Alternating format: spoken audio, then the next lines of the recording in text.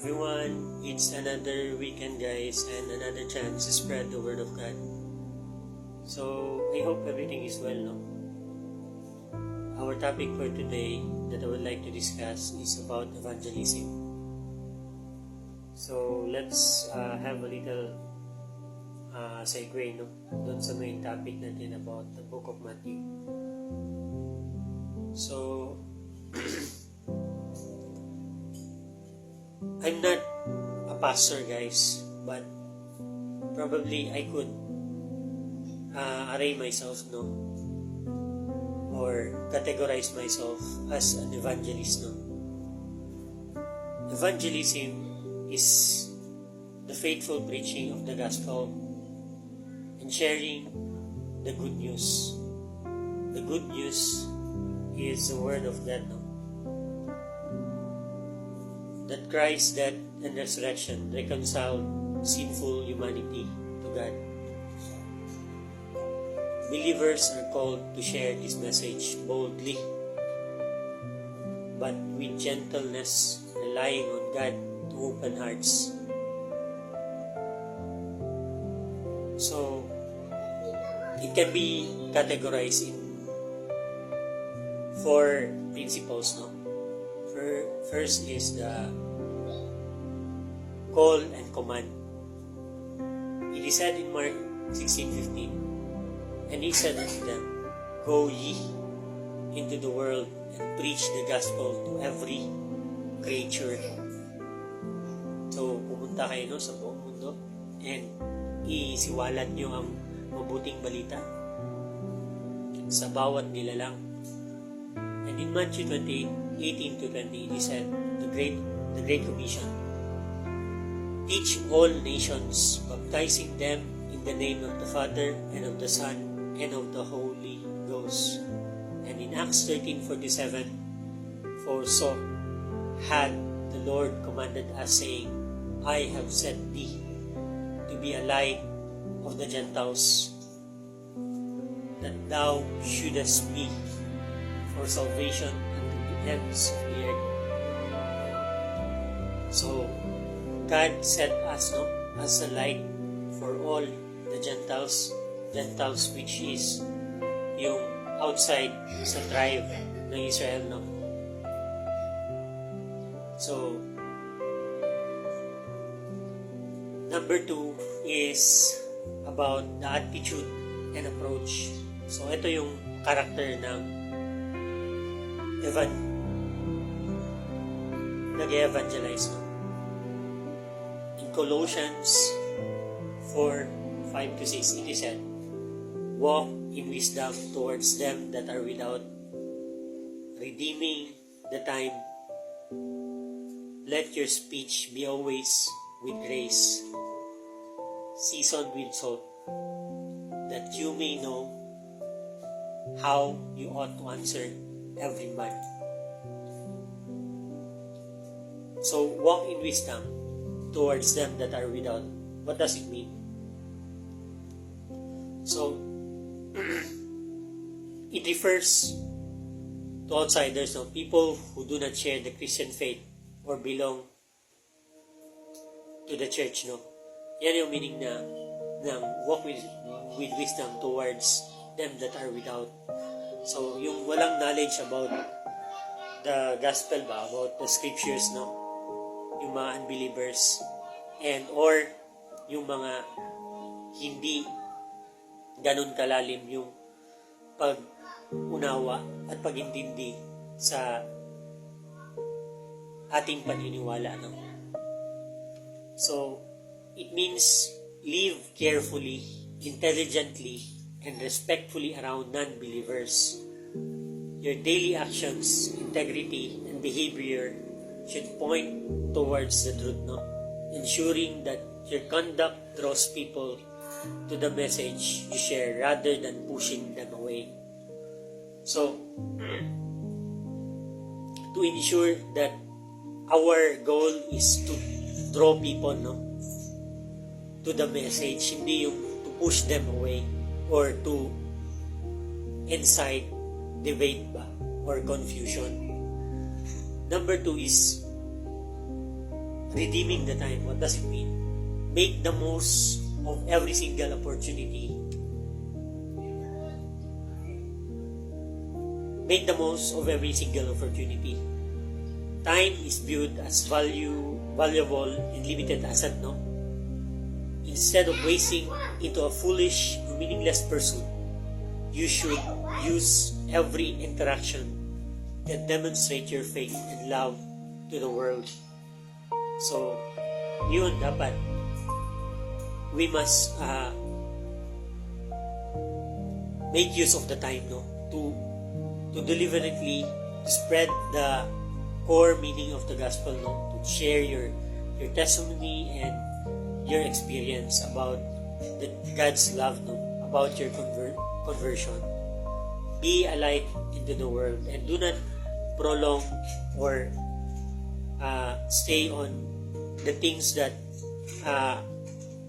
manifest foolish questions ba, but to be direct to the core message of the gospel, no? And number 3 is to let your speech be always with grace, meaning your conversation should be kind, uplifting, and sensitive. Grace implies speaking in a way that should undeserved favor, no? Love and gentleness rather than using harsh, rude, or judgmental language. For it is said in the scripture that all have sinned, no? And come short of the glory of God. So we must focus our message, our conversation to uplift other people, no? To share them that everyone had come short of the glory of God, no? And we are all sinners. Therefore, we cannot judge you. We cannot judge anybody, no? For everyone is a sinner. Yeah. So, and focus on grace and kindness and mercy from our Lord, no? Yun yung we should have in our conversation, no? When we speak, when we share the word of God. And 4 is season with salt, no? Your words should be engaging, wholesome, and purposeful. In the ancient world, salt was used as both flavored, enhancer, and preservative, no? So, ginagamit yung asin as flavored, no? Enhancer, preservative, to prevent decay. So, similarly, as a Christian, we should speech out, Christian speech should add value, no? Be pleasant to listen to, and hold a purifying effect, prevent corruption and negativity, no? So, engaging ba yung conversation, no? Na hindi yung full of bitterness ka, full of judgment, no? And negativity, but with grace na. That you may, number 5 is that you may know how you ought to answer every man. By believing wisely and speaking with grace and flavor, you will always be ready to respond to people, question, doubts, and criticism. No? It prepares you to share your faith intelligently and respectfully on the individual. So, living wisely, no? And speaking with grace, yun yung flavor ng word natin, no? As we share the word of God, no? So, in 1 Peter 3:15, it is said, "But sanctify the Lord God in your heart, and be ready always to give an answer to every man that asketh you a reason of hope that is in you, with meekness and in fear." So, it means by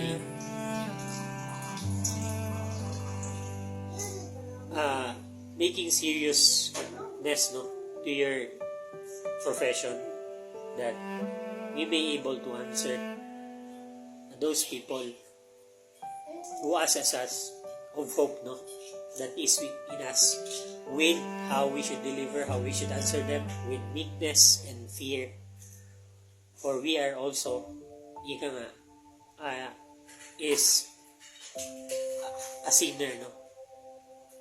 And we obtain mercy through grace and mercy. And by the great work that our Lord have done, no, on that cross. The central message, number 3 is the central message, no? In 2 Corinthians 5:28, he said, "Now then, we are ambassador for Christ, as though God did visit you by us. We pray you in Christ said, be ye reconciled to God." So, it means that believers are Christ's officials, no? Official tayo ni Jesus Christ, representative, tasked with carrying God's message of peace to a broken world. Because Jesus paid the penalty for humanity's sins, Christians act as God's messenger to plead with others to accept His grace and restore their relationship with Him. So, well, I'm making a video, okay? After, okay? Thank you, yes. We are ambassadors of Christ. Just as an ambassador represents a foreign government on a diplomatic mission, Christians represent the kingdom of heaven. We do not speak of ourselves, but for Christ. So, as though God did visit you, no, by us, our appeal to others is reflection of God's own heart. When we share the gospel, it is though God Himself is compassionately pleading with humanity through us. Be ye reconciled to God, no? This is the central message. It is a heartfelt, urgent invitation for people who are separated from God by sin to turn to Him and experience His forgiveness.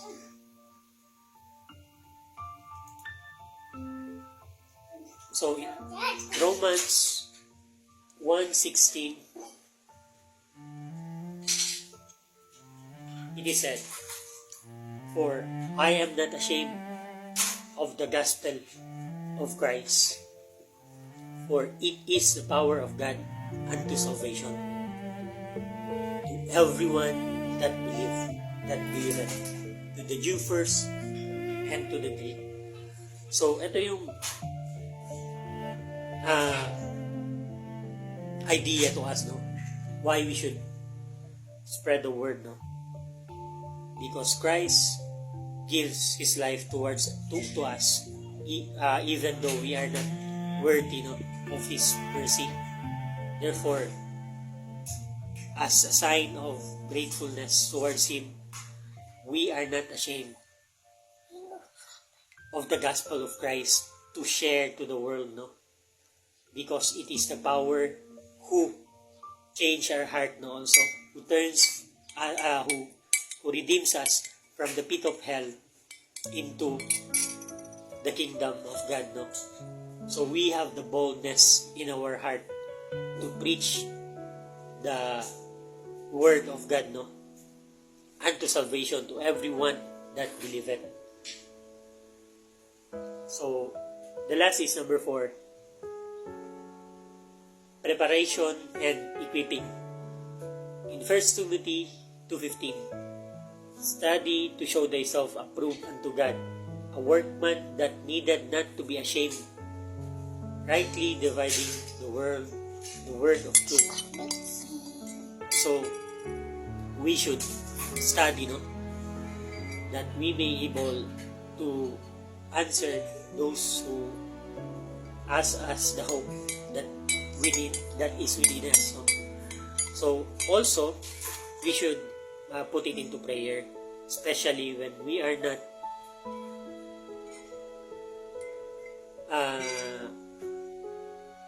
that equipped ba.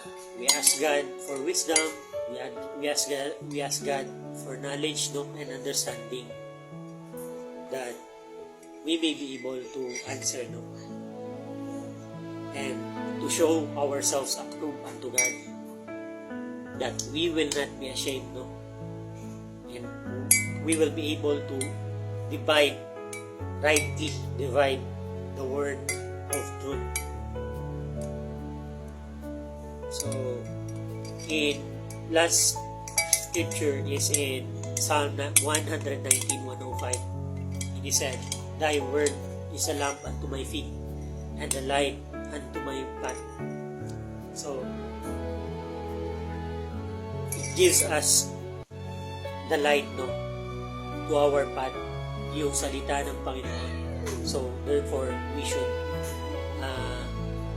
ask for wisdom, and that we will be able to have the interest to study the Word. No? You are not capable now, but it is in your heart. You will put it into your prayer. No? You'll ask God na, Lord, give me the interest to study the Word, your Word, no? And that I may learn and increase, that I may able to speak your word without being ashamed.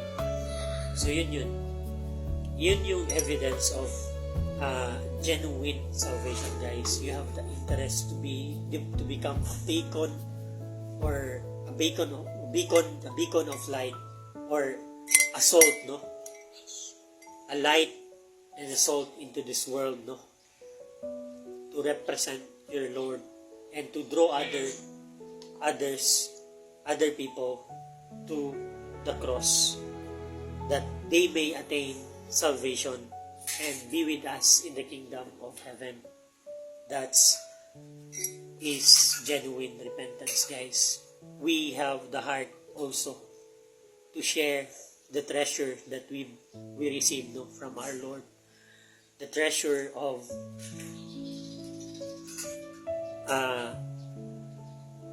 genuine love from our Lord. For we know not love, no, but Christ demonstrated His love first towards us.